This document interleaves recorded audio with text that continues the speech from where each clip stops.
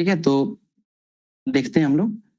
1 जनवरी DRDO का स्थापना दिवस पता चल गया आप लोगों को। इस बार 2026 का थीम क्या है? आत्मनिर्भरता इन डिफेंस, यानी रक्षा में आत्मनिर्भरता। आपसे पूछा जा सकता है कि DRDO की स्थापना किस वर्ष हुई थी, तो 1958 में हुई थी। ये भी बहुत इंपॉर्टेंट है, इसको भी याद रखेंगे। फिर 1 जनवरी को ही वैश्विक परिवार दिवस भी मनाते हैं। क्या है? वैश्विक परिवार दिवस। अब इस बार वैश्विक परिवार दिवस का थीम क्या था? तो ये है विविधता को अपनाना, यानी एम्ब्रेसिंग डाइवर्सिटी। उसके बाद 4 जनवरी को बात करें तो ये ब्रेल दिवस मनाया जाता है। ब्रेल दिवस क्यों मनाते हैं? क्योंकि उस दिन लुई ब्रेल है ना, जो कि ब्रेल लिपि के आविष्कारक थे, लुई ब्रेल, उनकी जयंती थी। अब ये ब्रेल काम किस तरह करता है? तो एक मान के चलिए एक पेपर है, उस पे ना बहुत सारी बिंदुएं उकेरी जाती हैं, तो जो भी लोग ब्लाइंड रहते हैं वो उसको छू कर एहसास करते हैं कि क्या लिखा हुआ है। ठीक है, तो ये एक लिपि है, ब्रेल लिपि। इसके खोज आविष्कार किसने की थी? लुई ब्रेल ने किया था। ठीक है, ये 2019 से इसको मनाया जा रहा है। फिर 4 जनवरी को ही विश्व युद्ध अनाथ दिवस मनाया जाता है। ठीक है, विश्व युद्ध अनाथ दिवस। उसके बाद 9 जनवरी की बात करेंगे तो इस दिन प्रवासीय भारतीय दिवस मनाते हैं। क्यों मनाया जाता है? क्योंकि 9 जनवरी को ही महात्मा गांधी 1915 में दक्षिण अफ्रीका से भारत लौटे थे। ठीक है, इसके अलावा एक चीज और याद रखिएगा कि ये प्रवासीय भारतीय दिवस क्या प्रति वर्ष मनाया जाता है? बताइए, क्या ये हर वर्ष मनाया जाता है? नहीं, 2 साल को। बहुत अच्छा। पहले इसको प्रतिवर्ष मनाया जाता था, लेकिन अब जो है उसको हर 2 साल पे मनाया जाता है। अच्छा, ये प्रवासीय भारतीय दिवस मनाए जाने के पीछे का मैं आपको कारण बता देता हूँ। 2002 से शुरू हुआ है। अब आप गौर करेंगे, किन्हीं को पता है अटल बिहारी वाजपेयी ने परमाणु परीक्षण कब किया था? साल बताइए। बताइए साल। 1974। नहीं भाई, मैं अटल बिहारी वाजपेयी वाला बोल रहा हूँ, ठीक है ना? 98। ठीक है ना, ओके, म्यूट कर लेंगे सब लोग। 1998। अब उस समय क्या हुआ कि अमेरिका जो है ना वो भारत पे प्रतिबंध लगा देता है। ठीक है, तो प्रतिबंध लगाने के कारण क्या होता है कि व्यापार जो है वो ठप पड़ जाता है, बाहर से जो FDI आता है वो कम पड़ जाता है, भारत को नुकसान हो रहा होता है। तो अटल बिहारी वाजपेयी जो है उनके सरकार में ये एक प्रावधान किया जाता है कि क्यों ना एक प्रवासीय भारतीय दिवस शुरू किया जाए, जिसमें क्या होगा कि जितने भी भारतीय बाहर रह रहे होंगे, ठीक है, उनका कहीं ना कहीं लगाव तो होगा भारत से, तो वही लोग अगर भारत में निवेश करेंगे ना इस प्रतिबंध के समय में, तभी भी भारत की इकोनॉमी धीरे धीरे रन करेगी और अच्छा रन करेगी। और इसीलिए जो है 2003 से प्रवासी भारतीय दिवस शुरू हुआ। ठीक है, और उसी समय 9 जनवरी का दिन चुना गया। कारण क्या था कि क्योंकि उसी दिन महात्मा गांधी जो है दक्षिण अफ्रीका से वापस लौट के आए थे। ठीक है, तो ये कारण भी आपको पता चल गया। 10 जनवरी की बात करेंगे तो इस दिन विश्व हिंदी दिवस मनाया जाता है। विश्व हिंदी दिवस क्यों मनाते हैं? क्योंकि 1975 में नागपुर में आयोजित हुआ था विश्व हिंदी सम्मेलन। ठीक है, पहला विश्व हिंदी सम्मेलन नागपुर में आयोजित हुआ था 1975 में। उसी की याद में जो हम लोग प्रतिवर्ष विश्व हिंदी दिवस मनाते हैं। ठीक है, यहाँ पे आपको थीम लिखा हुआ है, याद रखिएगा, पारंपरिक ज्ञान और कृत्रिम बुद्धिमत्ता, यानी Hindi, traditional knowledge and AI।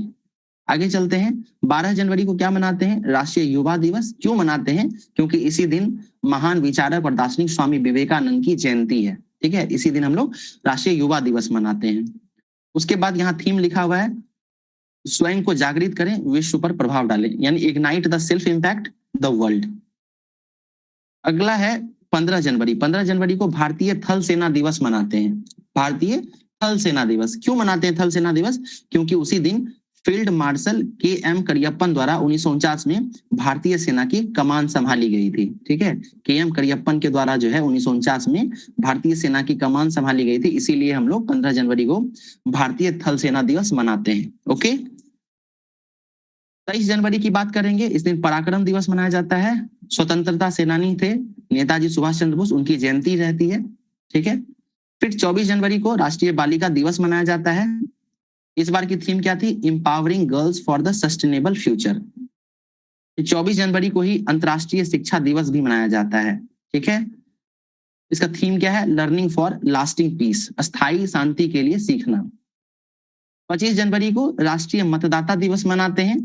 क्यों मनाते हैं? क्योंकि 25 जनवरी 1950 को ही चुनाव आयोग की स्थापना हुई थी। ठीक है, इलेक्शन कमीशन ऑफ इंडिया की स्थापना हुई थी। इस बार का थीम क्या है? माई इंडिया माई वोट। 25 जनवरी को ही हम लोग राष्ट्रीय पर्यटन दिवस मनाते हैं। ठीक है, और पर्यटन दिवस का थीम क्या है? तो सस्टेनेबल एंड इंक्लूसिव ग्रोथ। ठीक है, क्यों मनाते हैं? तो देश की अर्थव्यवस्था में पर्यटन के महत्व और योगदान को दर्शाने के लिए। फिर 26 जनवरी को गणतंत्र दिवस मनाते हैं। क्यों मनाते हैं? क्योंकि 1950 में 26 जनवरी के दिन ही संविधान लागू हुआ था। इस बार का थीम क्या था? वंदे मातरम के 150 वर्ष। ठीक है, आगे चलते हैं। 26 जनवरी को ही हम लोग अंतर्राष्ट्रीय सीमा शुल्क दिवस मनाते हैं। हम लोग न्यूज़पेपर में इन सब चीजों को कवर भी करते चल रहे हैं, यहाँ बस रिवाइज होगा आपका। 26 जनवरी को अंतर्राष्ट्रीय सीमा शुल्क दिवस मनाते हैं। ठीक है, फिर 28 जनवरी को डेटा गोपनीयता दिवस मनाते हैं। डेटा गोपनीयता दिवस, इसका थीम क्या था? Take control of your data, यानी अपने डेटा का नियंत्रण रखें। क्यों मनाते हैं डेटा गोपनीयता दिवस? क्योंकि डेटा सुरक्षा और साइबर सुरक्षा के प्रति सार्वजनिक जागरूकता बढ़ाने के लिए। ठीक है, फिर 30 जनवरी को शहीद दिवस मनाते हैं, क्योंकि इसी दिन महात्मा गांधी की पुण्यतिथि है। महात्मा गांधी की हत्या जो है नाथूराम गोडसे ने कर दी थी। ठीक है, तो 1948 में ये घटना घटित हुई थी। उसके बाद से हम लोग शहीद दिवस मनाते हैं। और 30 जनवरी को ही विश्व कुष्ठ दिवस मनाया जाता है, कुष्ठ रोग दिवस। ठीक है, कुष्ठ रोग को लेप्रोसी कहते हैं। थीम क्या था? Beat leprosy. तो इस तरीके से हम लोगों ने जनवरी के जितने भी महत्वपूर्ण दिवस थे सबको देख लिया है।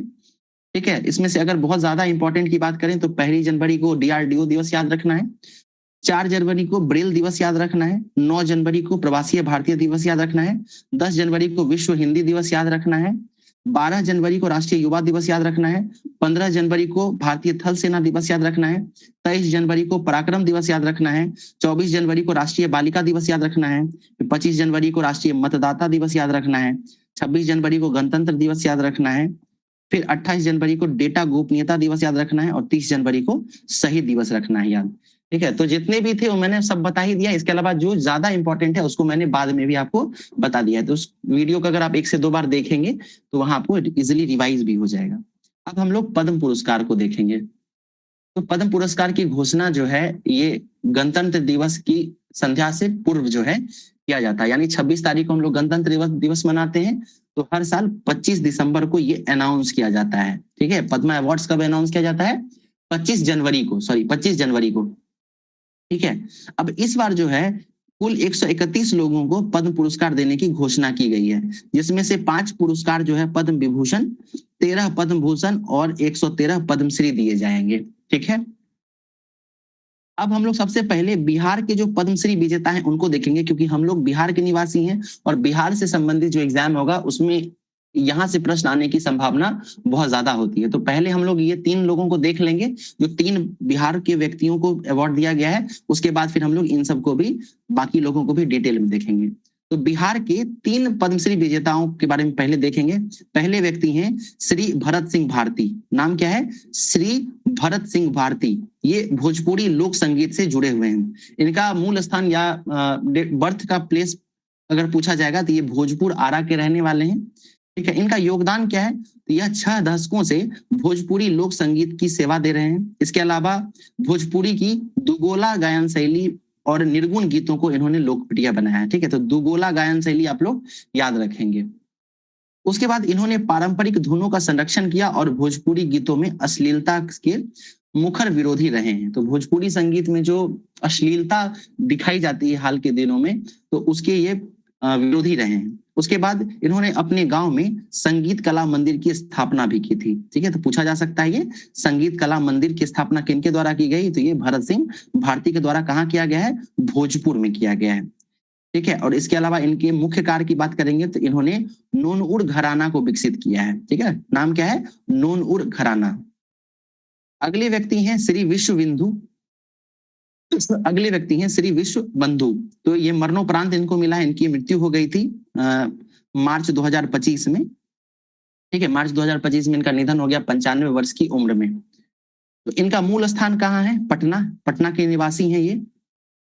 इन्होंने बिहार में विलुप्त होते लोक नृत्यों, विशेषकर डोमचक और झिझिया नृत्य को पुनर्जीवित किया है। ये दोनों याद रखिएगा, डोमचक और झिझिया नृत्य को इन्होंने पुनर्जीवित किया है। इन्होंने 1959 में पटना में कला संस्थान सुरंगन की स्थापना की थी। तो ये भी याद रखिएगा, सुरंगन की स्थापना इनके द्वारा की गई। विशिष्ट उपलब्धियों की बात करेंगे तो इन्होंने कमला पूजा, षष्ठ चक्र, अग्नि नृत्य नामक एक नई नृत्य शैली का आविष्कार किया है।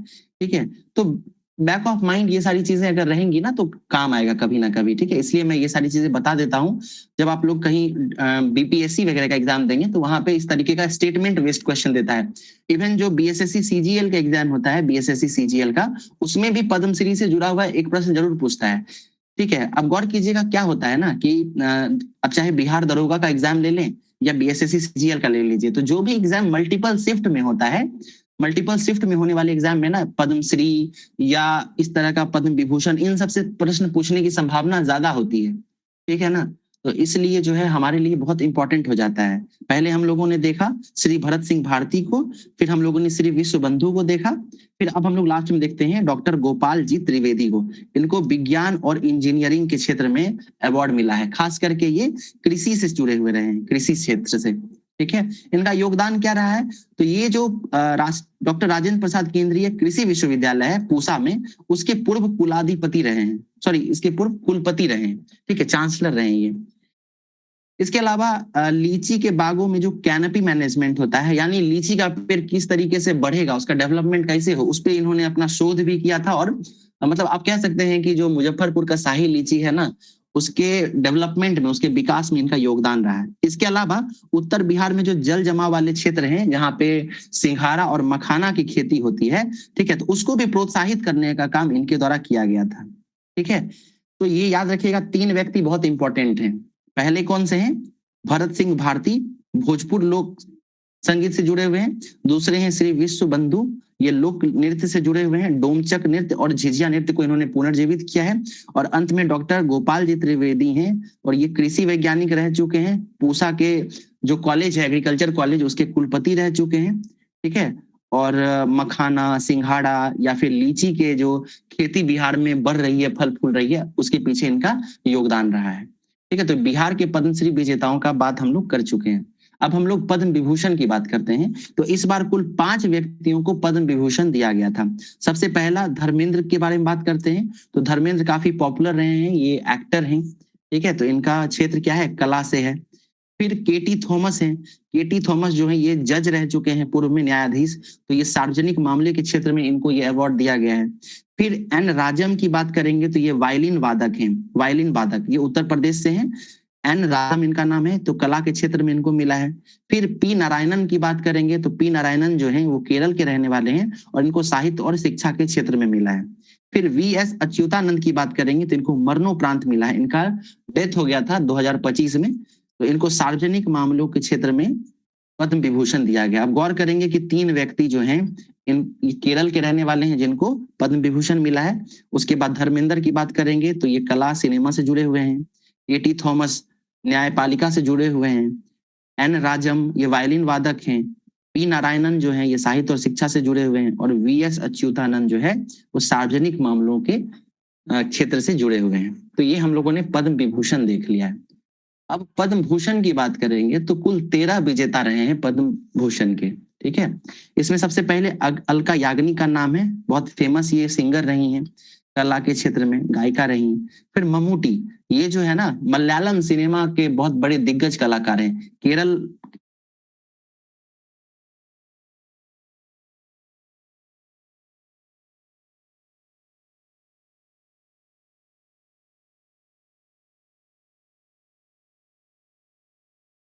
हेलो हेलो चलेगा सर, बने रहिए, नेटवर्क इशू होगा।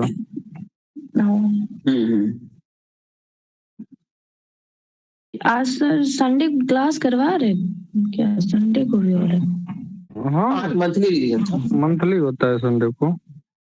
अच्छा,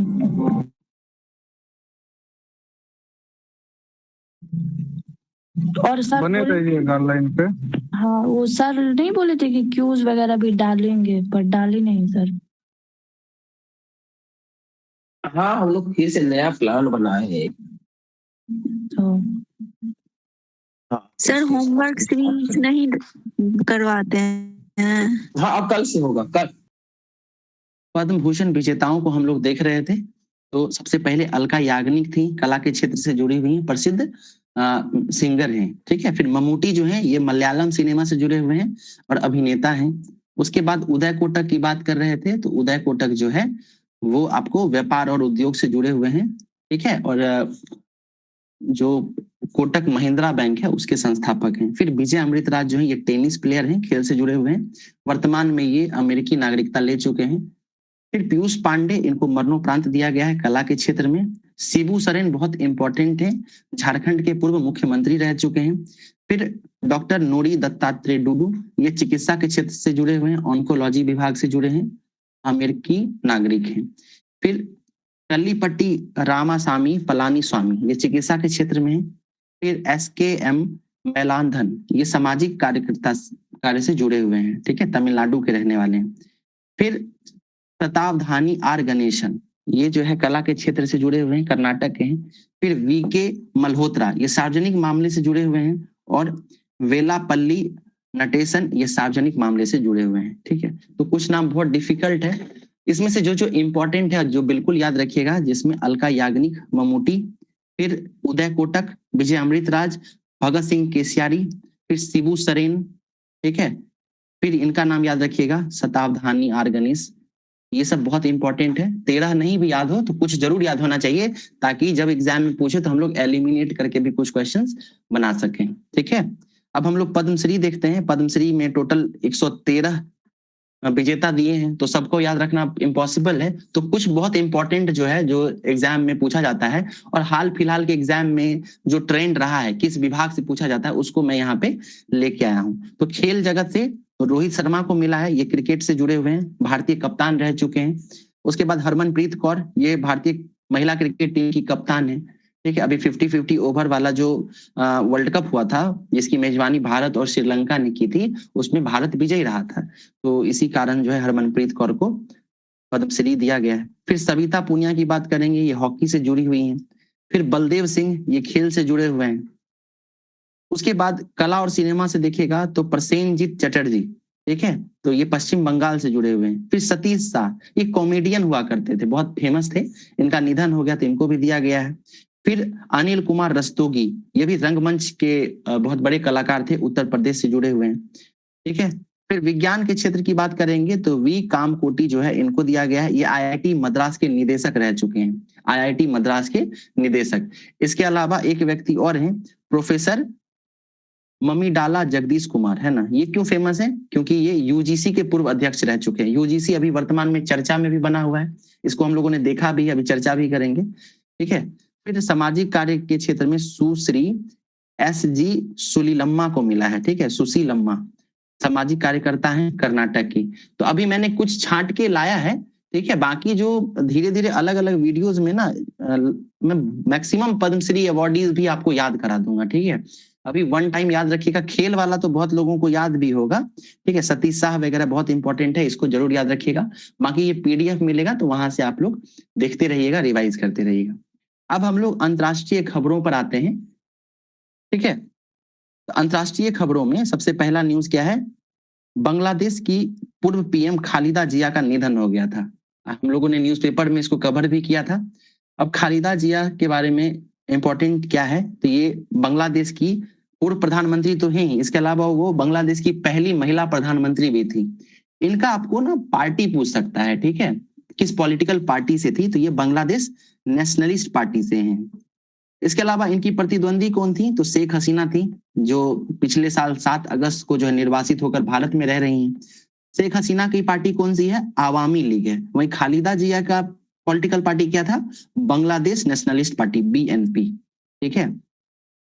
इसके अलावा एक अन्य फैक्ट याद रखिएगा कि भारत और बांग्लादेश के मध्य जो है संप्रीति युद्धाभ्यास भी होता है, ठीक है।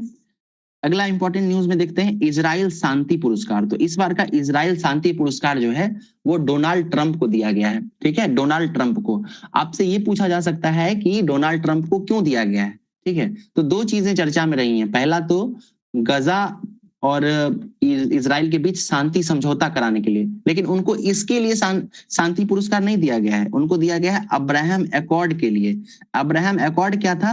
किसी को पता है अब्राहम एकॉर्ड क्या था? बताइए, किन्हीं को मालूम है तो कोई बता सकते हैं? आप लोगों ने सुना है अब्राहम एकॉर्ड के बारे में?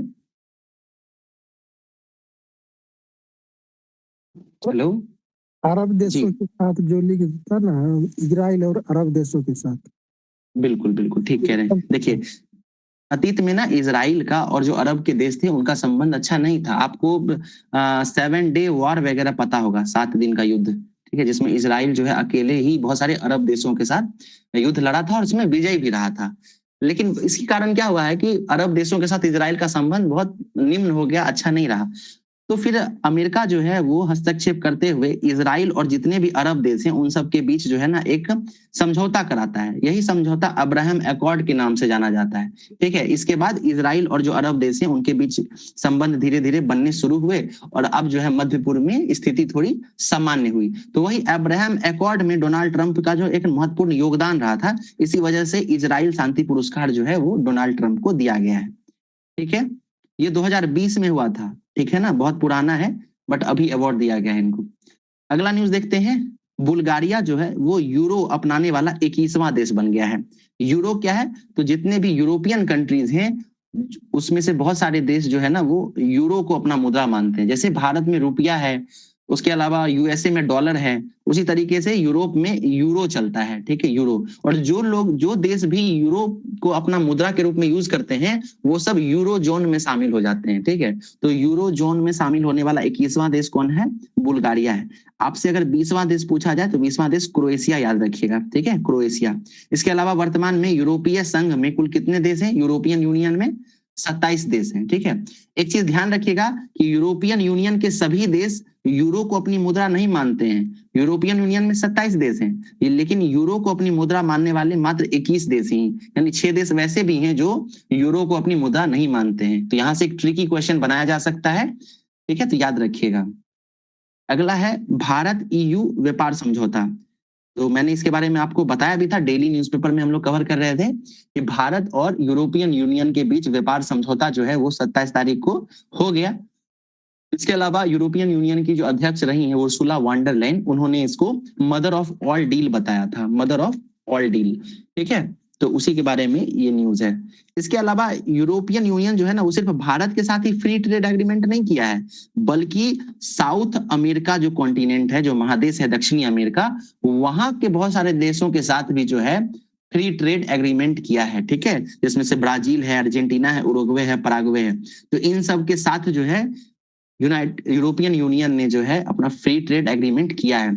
अब इन देशों को ना सम्मिलित रूप से मार्कोसुर कहते हैं। क्या कहते हैं? मार्कोसुर, ठीक है। तो यूरोपियन यूनियन और मार्कोसुर व्यापार समझौता भी हुआ है। आपसे पूछा जा सकता है कि मार्कोसुर जो है हाल ही में चर्चा में रहा, ये किस महादेश से जुड़ा हुआ है या कौन से देश इसमें सम्मिलित होते हैं? जिसमें ब्राजील, अर्जेंटीना, उरुग्वे, पराग्वे, ये सब देश इसमें शामिल है, ठीक है। अगला न्यूज देखते हैं G7 शिखर सम्मेलन के बारे में। तो इस साल का 52वां शिखर सम्मेलन जो है 2026 में वो फ्रांस में होगा, ठीक है, फ्रांस इसकी मेजबानी करेगा। जो 51वां सम्मेलन था वो कनाडा में हुआ था, कनाडा में 2025 में, ठीक है।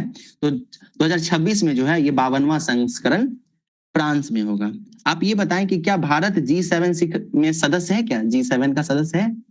नहीं है। नहीं, बिल्कुल, ठीक है। तो जो 7 सदस्य हैं वो सभी डेवलप्ड कंट्रीज हैं, ठीक है। भारत अभी डेवलपिंग कंट्री है। तो वो 7 देश कौन कौन से हैं? जर्मनी है, फ्रांस है, जापान है, USA, इटली, कनाडा और इंग्लैंड है। भारत इसमें सदस्य नहीं है। PDF आप पढ़ेंगे 1-2 बार तो सब कुछ क्लियर हो जाएगा।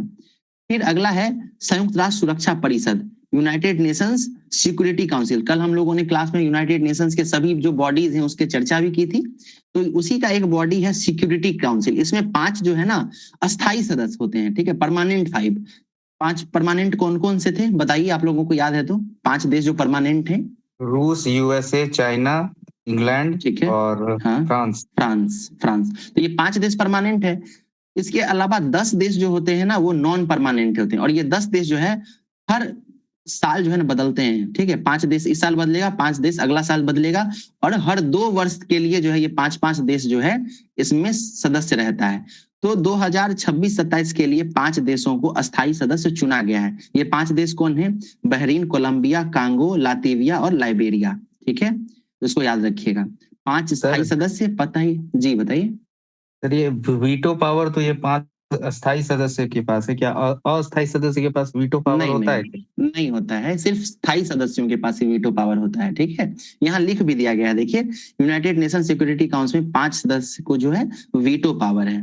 ठीक है, 5 ही लोगों के पास है। वीटो पावर का मतलब क्या होता है कि मान के चलिए कि 193 देश हैं अभी यूनाइटेड नेशंस में, एज एग्जाम्पल ले लीजिए, तो किसी मुद्दे पर ना वोटिंग हुआ। ठीक है, अब किसी मुद्दे पे वोटिंग हुआ और 192 देश कह दिए कि हाँ ये काम होना चाहिए, होगा, लेकिन ये वीटो पावर वाले देश में से अगर कोई एक भी आके कह दिया कि ये काम नहीं होगा तो वो काम रुक जाएगा। यही है वीटो पावर।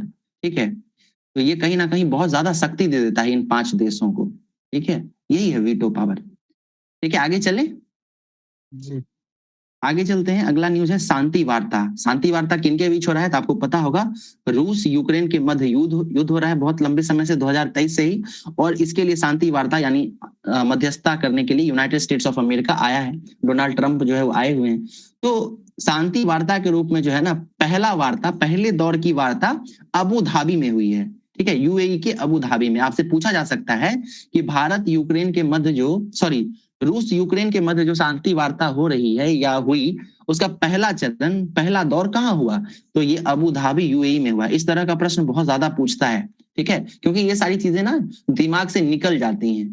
ठीक है, क्यों निकलता है, क्योंकि पहला दौर हुआ है, फिर कभी दूसरा दौर होगा, तीसरा दौर होगा, तो आपसे कुछ भी पूछ सकता है। इसीलिए याद रखिएगा कि पहले दौर की शांति वार्ता अबू धाबी यूएई में हुई थी। मध्यस्थता कौन किए थे, डोनाल्ड ट्रंप करते हैं, यूनाइटेड स्टेट्स ऑफ अमेरिका के राष्ट्रपति हैं। अगला है वाइमर ट्रायंगल। ठीक है, वाइमर ट्रायंगल आप लोगों को मैं थोड़ा पॉलिटी में ले चलता हूं।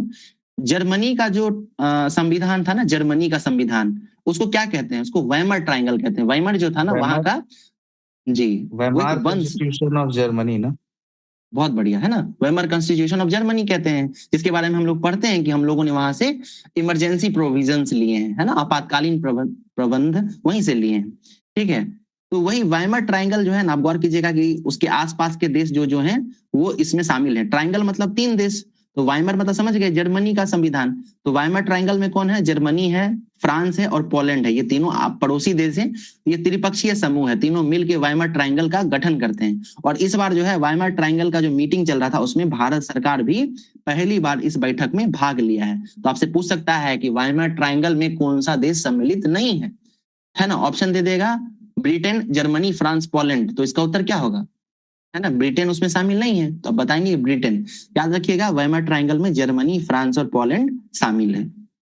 आगे चलते हैं। अगला है अंतरराष्ट्रीय वर्ष, यानी यूनाइटेड नेशंस जो है संयुक्त राष्ट्र, वो हर वर्ष कुछ ना कुछ वर्ष के रूप में घोषित करता है। जैसे आप लोगों को याद होगा 2023 को अंतरराष्ट्रीय, पता है तो किसके लिए घोषित किया गया था, मिलेट्स, याद है, बिल्कुल मिलेट्स के लिए, है ना, कैमल के लिए नहीं था, है ना, मिलेट्स के लिए किया गया था। कैमल के लिए बाद में किया गया मैम। ठीक है, आप ठीक कह रही हैं, लेकिन वो जी 2026 शांति के लिए भी किया गया था, ठीक कह रहे हैं।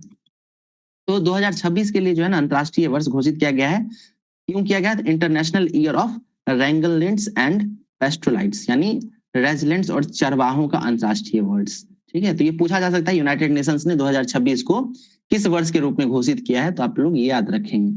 अब कुछ सैन्य अभ्यास, महिला किसान वर्ष भी रहा है, बहुत बढ़िया। ठीक है, ये भी है।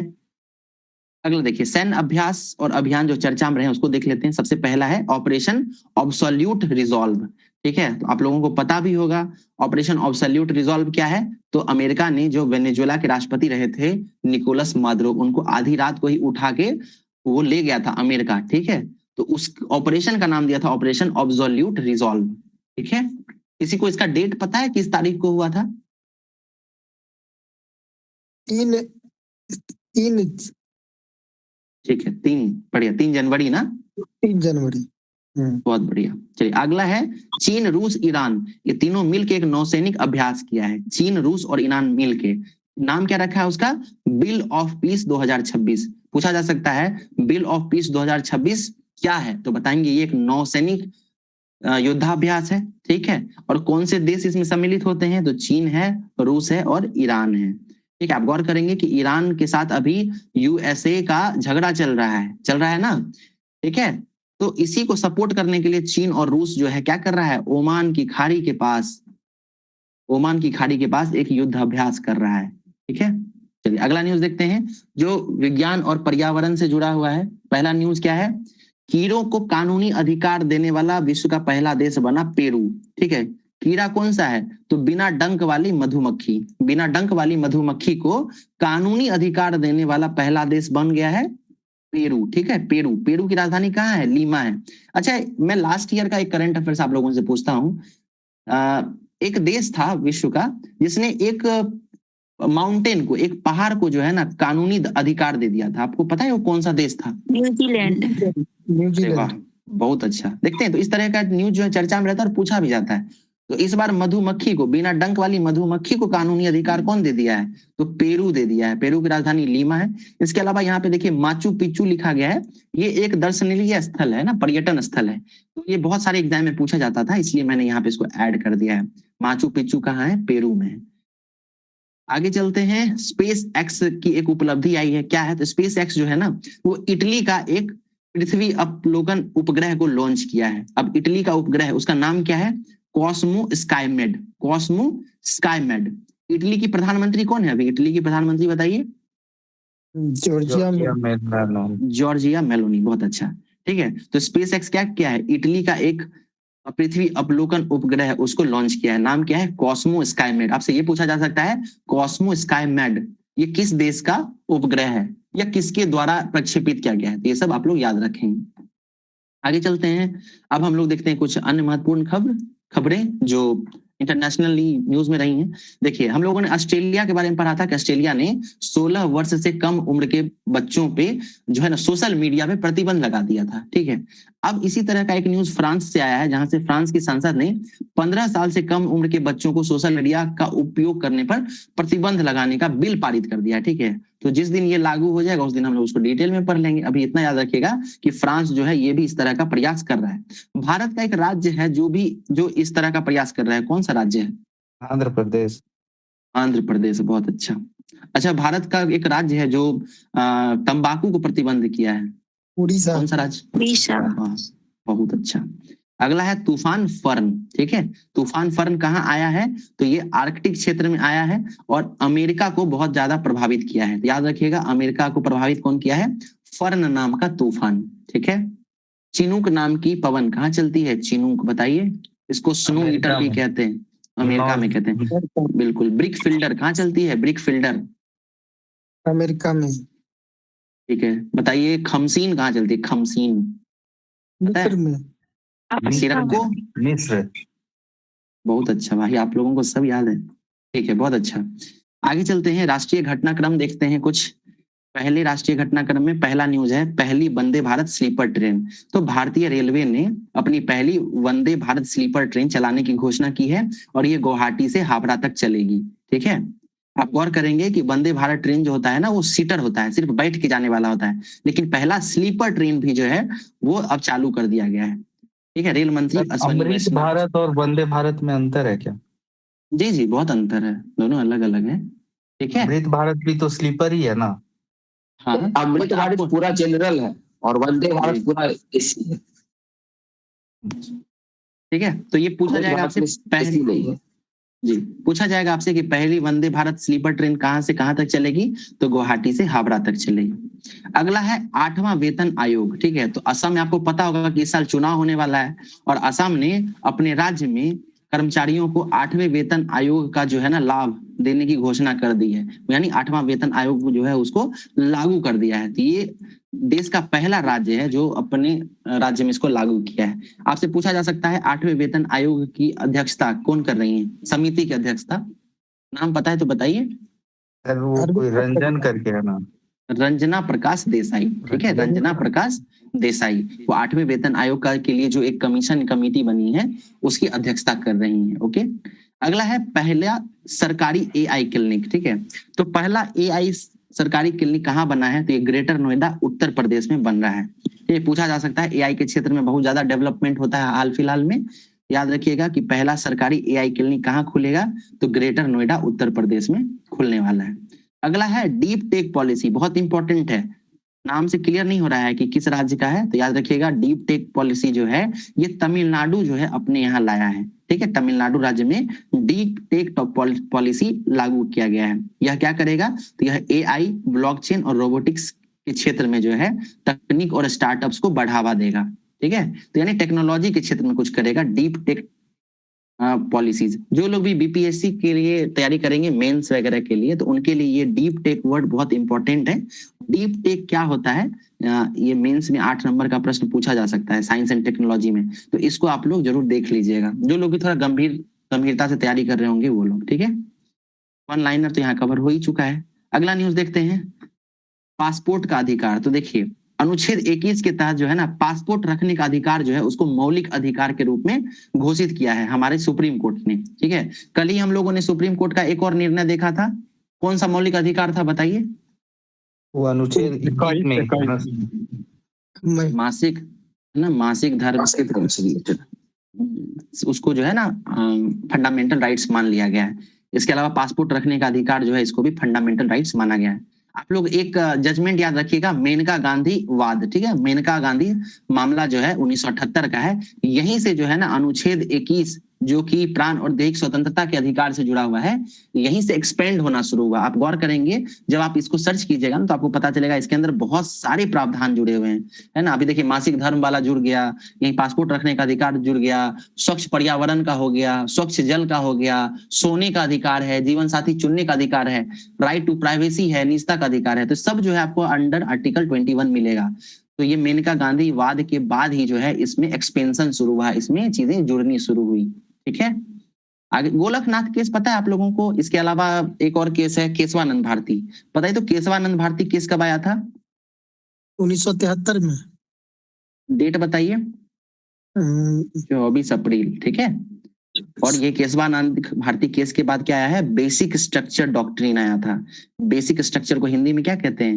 संविधान की संरचना।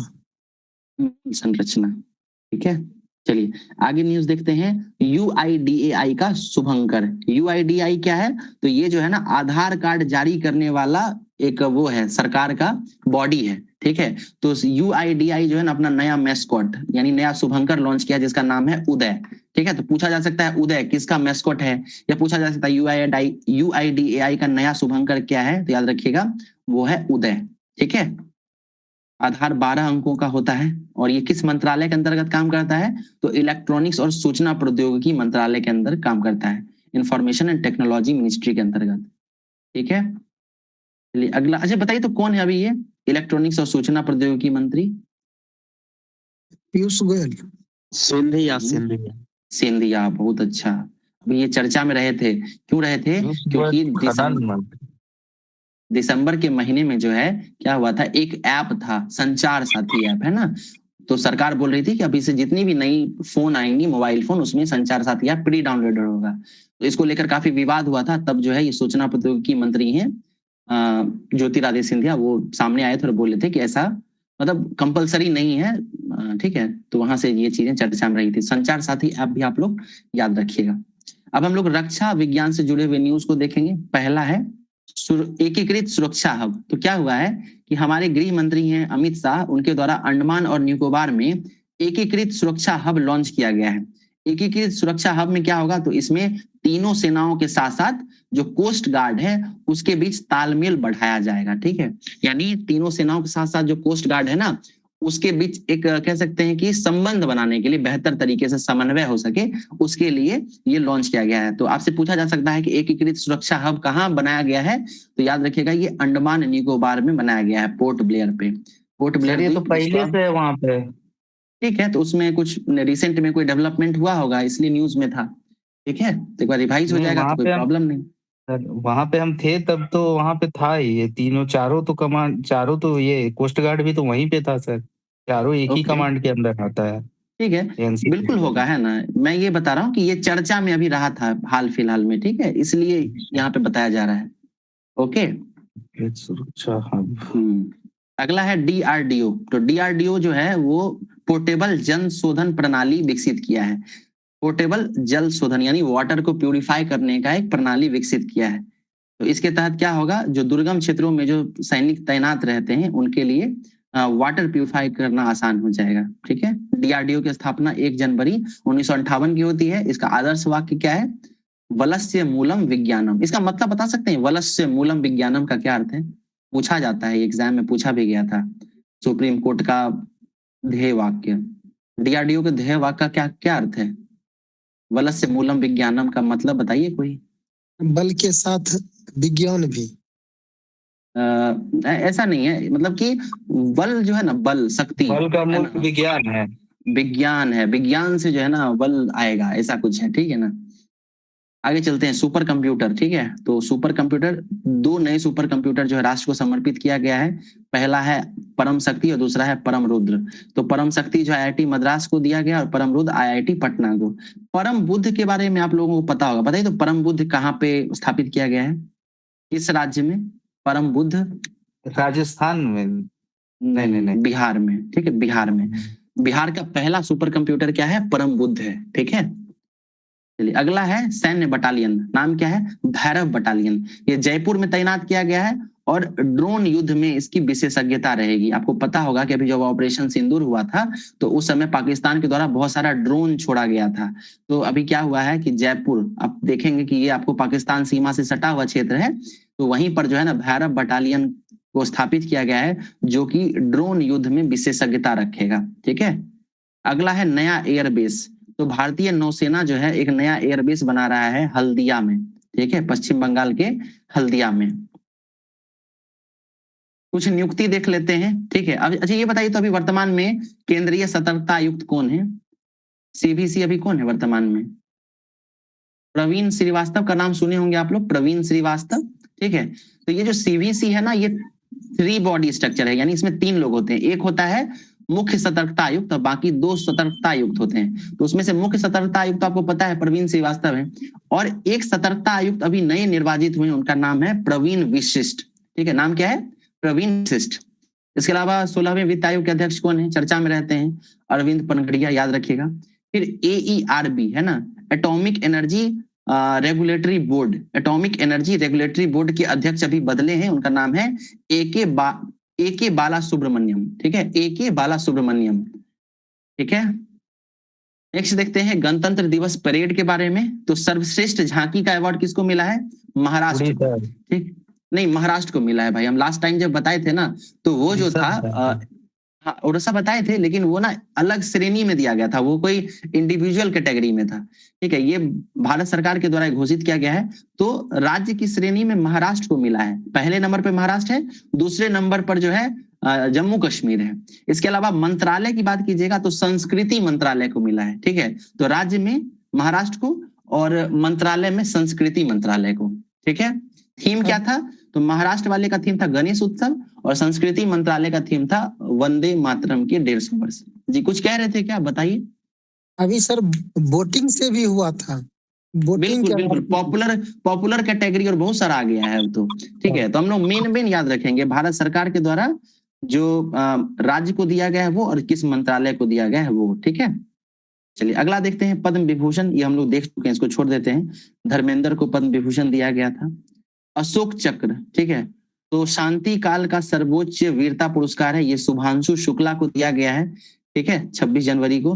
शुभांशु शुक्ला अंतरराष्ट्रीय अंतरिक्ष स्टेशन पर जाने वाले पहले भारतीय बने थे। एक्सियोम 4 मिशन के तहत जो है ये अंतरिक्ष में गए हुए थे। अब अन्य कुछ और राष्ट्रीय घटनाक्रम है, उसको देख लेते हैं। आकाशा एयरलाइंस के बारे में आप लोग सुने होंगे। तो आकाशा एयर जो है वो 5वीं भारतीय एयरलाइन बन गई है जो अंतरराष्ट्रीय वायु परिवहन संघ में शामिल हुआ है, ठीक है। तो आकाशा एयरलाइन जो है हाल में ही अंतरराष्ट्रीय वायु परिवहन संघ में शामिल हुआ है और ये 5वां भारतीय एयरलाइन है।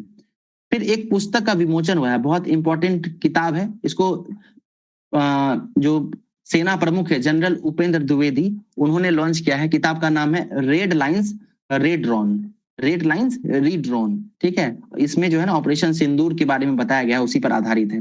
भारत और पाकिस्तान के मध्य जो सीमा है उसको क्या कहते हैं, किस नाम से जाना जाता है? Line of control. अरे नहीं भाई, रेड क्लिफ सुने होंगे ना, रेड क्लिफ। हाँ sir, Cyril John red Cliff, बिल्कुल है ना। तो वही रेड क्लिफ के नाम से आप रेड याद रखिएगा, रेड लाइन रीड्रॉन, ठीक है। अगला देखते हैं, नई दिल्ली में पुस्तक मेला लगा था, ठीक है, इसमें अतिथि देश था कतर। फिर कुछ राज्यों की पहल देख लेते हैं, कुछ योजना जो चर्चा में रही थी, अलग अलग राज्यों के द्वारा शुरू किया गया है। तो पहला है गुजरात का नमो लक्ष्मी योजना, नमो से याद रख सकते हैं नरेंद्र मोदी गुजरात के सीएम थे, तो नमो लक्ष्मी योजना शुरू किया गया है। लक्ष्मी नाम से पता चल रहा है तो किशोरियों की शिक्षा और पोषण के लिए लाया गया था। पंजाब राज्य के द्वारा जो है ऑपरेशन प्रहार शुरू किया गया है। क्यों? तो वहां पे गैंगस्टर मुक्त राज्य बनाने के लिए, वहां पे जो है इस तरह की घटनाएं देखी जाती हैं इसलिए। इसके अलावा पंजाब में ही सीएम सेहत योजना भी शुरू किया गया है। इसके तहत 10 लाख तक जो है कैशलेस इलाज हो सकेगा। ठीक है। और उड़ीसा के बारे में हम लोग पढ़े थे कि ये पहला राज्य है जो गुटखा और तंबाकू पर पूर्ण प्रतिबंध लगाएगा। फिर हम लोगों ने पीएम स्वनिधि योजना के बारे में पढ़ा था अभी 2-3 दिन पहले ही। तो केरल जो है वो पहला राज्य है जो पीएम स्वनिधि योजना के तहत क्रेडिट कार्ड लॉन्च करेगा। ठीक है, क्रेडिट कार्ड लॉन्च करेगा। पीएम स्वनिधि योजना किस चीज से जुड़ा हुआ था बताइए तो? कौन थे इसमें? लक्षित वर्ग क्या था इसका? किसके लिए लाया गया था? कब लाया गया था? कोरोना काल में 2020 में आया था स्ट्रीट वेंडर के लिए। बहुत अच्छा है ना। अभी हम लोग ने डिस्कस किया था ना कुछ दिन पहले ही, वही सारी चीजें रिपीट हो रही हैं। अगला है, अब हम लोग विज्ञान और पर्यावरण से जुड़े हुए कुछ न्यूज देख लेंगे। तो पहला, इसरो का एक मिशन जो था वो विफल हो गया, फेल हो गया है। इसरो के द्वारा PSLV C62 से जो है earth observation satellite N1 launch किया था। ठीक है, तो वो जो है खराब हो गया, मतलब सफल नहीं हो सका, याद रखिएगा। दूसरा है डेक्स मिशन। डेक्स क्या है? तो डेक्स का फुल फॉर्म है D से डस्ट और EX से एक्सपेरिमेंट, डेक्स मिशन। इसमें क्या हुआ है? तो इसरो ने एक्सपोसेट के साथ डेक्स लॉन्च किया। ठीक है, जिसका उद्देश्य अंतरिक्ष में धूल के कणों का अध्ययन करना है।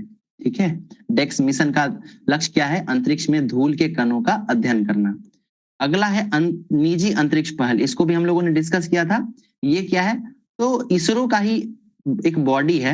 इसरो को आप डिटेल में पढ़ेंगे तो आपको एक बॉडी पता चलेगा जिसका नाम है इन स्पेस। ठीक है, इन स्पेस इसरो की वाणिज्यिक इकाई है, इन स्पेस। ठीक है, तो इन स्पेस जो है ना वो पिक्सल एक प्राइवेट कंपनी है, उसके साथ मिलकर कुछ सैटेलाइट्स भेजेगा, कुछ उपग्रह भेजेगा जिसका नाम कॉन्स्टलेशन रखा गया है। ठीक है, तो आपसे पूछा जा सकता है कि इन स्पेस जो है वो किस प्राइवेट कंपनी के साथ समझौता किया है, करार किया है? तो वो है पिक्सल। ठीक है, और क्या भेजेगा? उपग्रह भेजेगा और उससे वहां कॉन्स्टलेशन बनाएगा। ठीक है, अगला न्यूज है वाइजर 1 के बारे में। वाइजर 1 पता है क्या किसके द्वारा लॉन्च किया गया था? किसी को आइडिया है तो बताइए, वाइजर 1 क्या है? पुराना न्यूज है ये, इसलिए मैं आपसे पूछ रहा हूँ। नासा के द्वारा लॉन्च। नासा का। ठीक है, नासा के द्वारा भेजा गया था। और वाइजर जो है ना वो एकमात्र ऐसा चीज है दुनिया, मतलब पृथ्वी का, जो हमसे सबसे ज्यादा दूर है और ये पृथ्वी पर निर्मित है। ठीक है, तो ये जो है ना वाइजर वो बहुत दूर चला गया, ऐतिहासिक दूरी नाप चुका है जी। अपने जो आकाश गंगा है ना, मिल्की वे, अपना जो सोलर वो है ना फैमिली जो है जिसमें 8 प्लैनेट्स हैं, उसको पार कर गया है। ठीक है, तो क्या कह रहा है? ये पृथ्वी से 1 प्रकाश दिवस की दूरी तय करने वाला पहला मानव निर्मित वस्तु है। लगभग 26 बिलियन किलोमीटर दूर ये जा चुका है। इसको 1977 में लॉन्च किया गया था। ठीक है, और ये जो है इंटरस्टेलर स्पेस में चला गया, यानी सौर मंडल से बाहर चला गया है। वाइजर 1 कब भेजा गया था? 1977 में। किसके द्वारा विकसित किया गया था? नासा के द्वारा। अगला है कुछ वन्यजीव संरक्षण अभ्यारण्य, ये सब चर्चा में रहा है, उसको देख लेते हैं। एक टाइगर रिजर्व है जिसका नाम बदला गया है। टाइगर रिजर्व का नाम क्या है? Ratapani tiger reserve. ये मध्य प्रदेश का है। इसका नाम बदलकर doctor Vishnu Shridhar Wankankar tiger reserve कर दिया गया है। नाम क्या है? डॉक्टर विष्णु श्रीधर वानकंकर। ठीक है, अब ये डॉक्टर विष्णु श्रीधर वानकंकर कौन है? तो आपको पता होगा कि भीमबेटका की गुफाएं जो कि भोपाल के पास ही है, उसका खोज जो है ना इन्होंने ही किया था, डॉक्टर वानकंकर ने किया था। तो इन्हीं के सम्मान में, इनके ही याद में जो है रातापानी टाइगर रिजर्व का नाम बदलकर जो है श्री विष्णु श्रीधर वानकंकर टाइगर रिजर्व कर दिया गया है। वर्तमान में कुल कितने टाइगर रिजर्व हैं बताइए? 58। बहुत बढ़िया। सबसे ज्यादा टाइगर रिजर्व किस राज्य में है? मध्य प्रदेश। मध्य प्रदेश। चलिए देखिए, यहाँ पे राजस्थान का एक कुंभलगढ़ वन्यजीव अभ्यारण्य है, इसको इको सेंसिटिव जोन घोषित किया गया है। ठीक है, यानी इसको अब जो ये कुंभलगढ़ वन्यजीव अभ्यारण्य है, इसको अब थोड़ा प्रोटेक्शन दिया जाएगा। ठीक है, पर्यावरण मंत्रालय जो है इसको इको सेंसिटिव जोन घोषित किया है, कुंभलगढ़ वन्यजीव अभ्यारण्य। आप लोग बताइए तो बूंदी टाइगर रिजर्व कहाँ है? Bundi tiger reserve. भरतपुर वन्यजीव अभ्यारण्य कहाँ है? राजस्थान भरतपुर तो राजस्थान में है सर। रणथंभौर बताइए, रणथंभौर। टाइगर ये राजस्थान में है। ठीक है। अच्छा एक और चलिए बताइए तो कालेसर, ठीक है, कालेसर और सुल्तानपुर बताइए तो कहाँ है? हरियाणा हरियाणा, हरियाणा है, ठीक है, हरियाणा में। चलिए बताइए बालेश्वर तो हरियाणा अमन, में है सर। जी जी हरियाणा में। अमनगढ़ कहाँ है? अमनगढ़ टाइगर रिजर्व कहाँ है? उत्तर प्रदेश। दुधवा पता होगा, दुधवा आप लोगों को? उत्तर प्रदेश।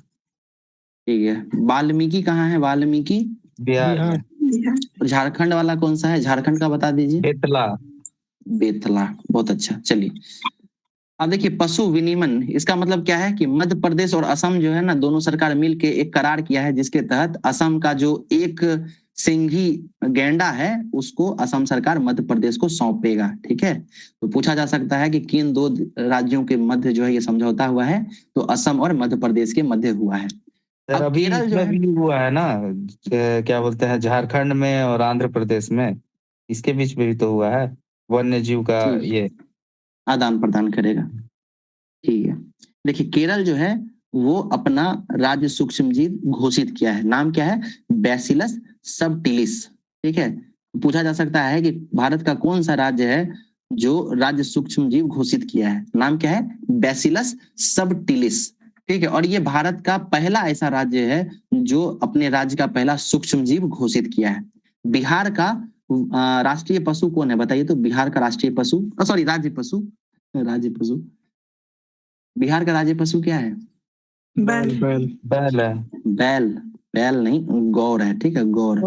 जंगली बैल को गौर कहते हैं, ठीक है। तो अगर आपसे पूछा जाए तो गौर बताइएगा, और ऑप्शन में गौर नहीं हो तो बैल लगाना है, ठीक है। चलिए आगे चलते हैं। तितली, तितली से जुड़ाव क्या है? चंडीगढ़ में धारीदार टाइगर तितली को अपने राज्य की तितली घोषित किया है, ठीक है। धारीदार टाइगर तितली को राज्य का तितली कौन घोषित किया है? चंडीगढ़। इसके अलावा केरल का आरलम वन्य जीव अभ्यारण्य है, इसको तितली अभ्यारण्य बनाया गया था, तो ये तो पुराना न्यूज है। रिसेंट में क्या हुआ है? धारदार टाइगर तितली को राज्य तितली घोषित किया है चंडीगढ़ ने। फिर पेरू जो है वो बिना डंक वाली मधुमक्खी को कानूनी अधिकार दिया है, इसके बारे में हम लोग पढ़ चुके हैं, ठीक है। चलिए अगला है कुछ पर्यावरण से जुड़ा हुआ। तो एक खरपतवार है जिसका नाम है ओरोवेकी इजिप्टियाका, ठीक है। ये खरपतवार जो है ना, ये मस्टर्ड सरसों को बहुत नुकसान पहुंचा रहा है, तो ये चर्चा में रहा है। तो हम जिस लेवल का एग्जाम देने वाले हैं उसमें जरूरी नहीं है, बट फिर भी अगर आपको पता हो तो काम आएगा। नाम क्या है? ओरोवेकी इजिप्टिया। अब देखिए क्या होता है ना, खरपतवार नाशी के बारे में हम लोग, बीटी कॉटन के बारे में पता है क्या आप लोगों को? बीटी कॉटन के बारे में एक प्रकार का ये बायोटेक्नोलॉजी को यूज करके ना एक किस्म तैयार किया गया जिसपे खरपतवार का या उन सब चीजों का ना असर नहीं पड़ता है, ठीक है। ये सब पता होनी चाहिए। बायोटेक्नोलॉजी में जैव प्रौद्योगिकी का प्रयोग करके ना हम लोग ये खरपतवार को दूर कर सकते हैं, ठीक है। इससे होने वाले नुकसान को हम लोग दूर कर सकते हैं। कभी हम लोग इस पे चर्चा करेंगे। अभी बस इतना याद रखिएगा कि ओरोवेकी इजिप्टियाका जो है वो मस्टर्ड यानी सरसों को नुकसान पहुंचाता है। मिस्टी योजना क्या है? ये पुराना है, बहुत पहले बजट में आया था। तो मिस्टी योजना जो है ना वो मैंग्रोव जो वन होते हैं उसके संरक्षण के लिए लाया गया था, ठीक है। तो आंध्र प्रदेश में जो है ना ये मिस्टी योजना के तहत एक राष्ट्रीय कार्यशाला आयोजित की गई थी। तो ये तो इंपॉर्टेंट है ही हमारे लिए। मिस्टी योजना पूछा जा सकता है कि किस चीज से जुड़ा हुआ है, तो नाम से ये क्लियर नहीं होता है, इसलिए मैं बता देता हूँ। मिस्टी योजना जो है मैंग्रोव से जुड़ा हुआ, यहाँ उसका फुल फॉर्म भी दिया गया है। ग्रीन अमोनिया, तो दुनिया का सबसे बड़ा ग्रीन अमोनिया प्रोजेक्ट जो है वो आंध्र प्रदेश के काकीनाडा में शुरू किया जा रहा है, ठीक है। दुनिया का सबसे बड़ा green ammonia project Kakinada Andhra Pradesh में शुरू किया जा रहा है। फिर म्यूट कर लेंगे, ठीक है। ठोस अपशिष्ट नियम, तो नया जो सॉलिड वेस्ट मैनेजमेंट रूल है वो 1 अप्रैल 2026 से लागू हो जाएगा, ठीक है। तो जब 1 अप्रैल आएगा तो उस समय भी ये सारी चीजें बताई जाएंगी, तो मैं आप लोगों को रिवाइज करा दूंगा। याद रखिएगा ठोस अपशिष्ट नियम जो है ये 1 अप्रैल 2026 से लागू होने वाला है। फिर 2026 को यूनाइटेड नेशंस के द्वारा जो है घोषित किया गया है, तो ये हम लोग डिस्कस कर चुके हैं। इसके अलावा मध्य प्रदेश जो है वो वर्ष 2026 को कृषि वर्ष घोषित किया है, तो ये भी याद रखिएगा 2026 को किस राज्य ने कृषि वर्ष के रूप में घोषित किया है, तो ये है मध्य प्रदेश ने। अब कुछ रक्षा विज्ञान और पुरस्कार से जुड़ा हुआ चीज देख लेते हैं। तो रक्षा समझौता हुआ है। देखिए सूर्यास्त नाम का ना एक रॉकेट सिस्टम है, नाम क्या है? सूर्यास्त। ठीक है, कौन से दो देश के बीच ये समझौता हुआ है? तो भारत और इजराइल के बीच हुआ है। नाम क्या है? सूर्यास्त। ये एक रॉकेट सिस्टम है। आयरन डोम बताइए तो किसका है? आयरन डोम इजराइल का। इजराइल का है। बहुत बढ़िया, ठीक है। तो सूर्यास्त वाला याद रखिएगा कि भारत और इजराइल दो देश मिलके जो है समझौता किया है इसके लिए। आगे है रुद्र हेलीकॉप्टर। तो भारतीय सेना की पहली महिला पायलट बनी है हंसजा शर्मा, जो रुद्र हेलीकॉप्टर को उड़ाई हैं। ठीक है, तो हंसजा शर्मा जो है वो रुद्र नाम के हेलीकॉप्टर को उड़ाई हैं। भैरव बटालियन के बारे में हम लोग पढ़ चुके थे, जयपुर में स्थापित किया गया है। ड्रोन वारफेयर यानी ड्रोन को जो है युद्ध में लड़ने के लिए जो है ड्रोन्स के थ्रू इसको तैयार किया गया है। नाम क्या है? भैरव बटालियन। कहाँ स्थापित किया गया है? जयपुर में। ये देखिए टाइलर पुरस्कार बहुत फेमस है, इसको पर्यावरण का नोबेल पुरस्कार भी कहा जाता है। तो इस बार का टाइलर पुरस्कार जो है वो जेबी कियर्स को दिया गया है। ठीक है, सॉरी टोबी कियर्स को दिया गया है टाइलर पुरस्कार। अगला न्यूज देखते हैं, कुछ पुरस्कार है। इसका कंट्री नहीं मिला था हमको, ठीक है, तो हम बस सिंपल यही लेके आ गए थे। ठीक है, मैं वैसे आपको ढूंढ के ना इन नोट्स में ऐड कर दूंगा। चलिए अगला देखते हैं, पद्म विभूषण हम लोग बात कर चुके हैं। धर्मेंद्र को मिला था, 5 वैसे अन्य लोगों को भी मिला है। अशोक चक्र किसको मिला है? शुभांशु शुक्ला को। ठीक है, म्यूट कर लेंगे। ठीक है, हाँ, शुभांशु शुक्ला को अशोक चक्र मिला है। फिर गणतंत्र दिवस परेड में महाराष्ट्र को राज्य की श्रेणी में पहला अवार्ड मिला है। और मंत्रालय में किसको मिला था? मंत्रालय वाला बताइए। संस्कृति मंत्रालय को। बहुत अच्छा। फिर सुभाष चंद्र बोस आपदा प्रबंधन अवार्ड जो है संस्थागत श्रेणी में सिक्किम को मिला है, और व्यक्तिगत श्रेणी में किसको मिला है? किसी को पता है तो बताइए। एक लेडी थी केरल की रहने वाली, हम लोगों ने डिस्कस भी किया था उसको। सीता अशोक साल्वे। शायद ऐसा ही कुछ नाम था, मुझको भी मैं रिकॉल नहीं कर पा रहा हूँ। ठीक है, बता दूंगा इसके बारे में। ठीक है, टाइलर पुरस्कार अभी हम लोग देखे इसको, ये पर्यावरण का नोबेल पुरस्कार है, टोबी कियर्स को ये दिया गया है। फिर ये इंपॉर्टेंट है, ये देखिए हैश लगा लीजिएगा, क्यों इंपॉर्टेंट है? नाम क्या है? मोहम्मद बिन राशिद अल मखतूम क्रिएटिव स्पोर्ट्स अवार्ड। ये किसको दिया गया है? नोवाक जोकोविच को। ये सर्बिया के रहने वाले बहुत फेमस खिलाड़ी हैं। 400 मैच जो है ये जीते हैं, इकलौते ऐसे खिलाड़ी हैं जो 400 मैच टेनिस में जीते हैं। फिर इंदिरा गांधी शांति निशस्त्रीकरण और विकास पुरस्कार, ये किसको दिया गया है? ग्राका मचेल को। इसके बारे में हम लोगों ने पढ़ा भी था न्यूज़पेपर में। ये मोजाम्बिक की रहने वाली हैं। ठीक है, ग्राका माशेल। फिर राष्ट्रपति का पुलिस निशान है ना, ये एक अवार्ड होता है, सर्वोच्च पुरस्कार भी कह सकते हैं। इस क्षेत्र में पुलिस इकाई को दी जाने वाली सर्वोच्च पुरस्कार होती है। इस बार इसको सिक्किम पुलिस को दी गई है। ठीक है, सिक्किम पुलिस को। फिर Bharatendu Harishchandra life time achievement award, ये जो है ना साहित्य के क्षेत्र में दिया जाता है। तो ये प्रसिद्ध लेखिका है नमिता गोखले, उनको दिया गया है Bharatendu Harishchandra life time achievement award. Jnanpith award किसको दिया गया है बताइए तो? 59 क्रम का ज्ञानपीठ अवार्ड विनोद कुमार शुक्ला जी। ठीक है, बहुत अच्छा। इसके अलावा देखिए अगला है वाइली रिचर्ड हीरोज अवार्ड। ठीक है, तो ये चंद्रकांत लाहड़िया को दिया गया है। ठीक है, ये स्वास्थ्य नीति के विशेषज्ञ हैं। तो इस तरीके से ये ना छोटा मोटा अवार्ड है, बट इस तरह का पूछा जा सकता है एग्जाम में। और चूंकि ये पहले भारतीय हैं जिनको ये दिया गया है, तो इसलिए इंपॉर्टेंट है। नाम क्या है? चंद्रकांत लहरिया। ठीक है, वाइली रिसर्च हीरोज अवार्ड इनको दिया गया है। अगला है यूनाइटेड नेशन का महासचिव पुरस्कार, तो ये शांता कुमार को दिया गया, स्वाति शांता कुमार। ये पूछा जा सकता है, बहुत इंपॉर्टेंट है क्योंकि ये यूनाइटेड नेशन से जुड़ा हुआ है। यूनाइटेड नेशंस महासचिव पुरस्कार स्वाति शांता कुमार को दिया गया है। अभी वर्तमान में यूनाइटेड नेशंस के महासचिव कौन है बताइए? एंटोनियो गुतेरेस, ये पुर्तगाल के रहने वाले हैं। इजराइल का शांति पुरस्कार किसको दिया गया था? डोनाल्ड ट्रंप को। आप लोग ये बताइए क्यों दिया गया है, कारण क्या है उनको देने का? Abraham accord. ठीक है, अब्राहम अकॉर्ड 2020 में जो साइन किया गया था उसके लिए इनको दिया गया है। अब यहाँ से जो है ना हम लोग कुछ राज्यों से संबंधित महत्वपूर्ण न्यूज देखेंगे, अलग अलग राज्य में जो चीजें चर्चा में रही हैं। ठीक है, पंजाब के बारे में देखते हैं। हम लोगों ने अभी देखा था ऑपरेशन प्रहार, ये गैंगस्टर मुक्त राज्य बनाने के लिए शुरू किया गया था। फिर सीएम सेहत योजना दिखा था, 10 लाख तक का कैशलेस इलाज हो सकेगा। और पंजाब जो है ना, वहाँ का एक कृषि विश्वविद्यालय है जिसका नाम है पंजाब कृषि विश्वविद्यालय।